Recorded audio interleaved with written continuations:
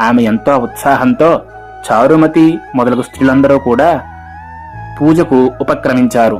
ప్రాతకాలాన్నే లేచి తలస్నానమాచరించి పట్టుబట్టలను కట్టుకున్నారు. చారుమతి ఇంట్లో బంధువులందరూ చేరారు.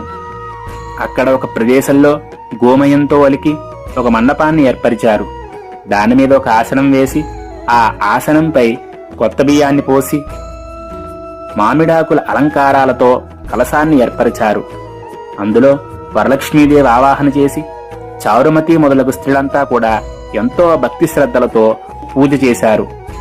పద్మాసనే పద్మకరే సర్వలోకైక పూజితే నారాయణ ప్రియే దేవి సుప్రీత భవ సర్వదా అనే ఇటువంటి శ్లోకాలతో ధ్యాన ఆవాహనాది షోడశోపచార పూజలు చేసి 9 సూత్రాలుగా తోరాన్ని తన కుడి చేతికి కట్టుకున్నారు.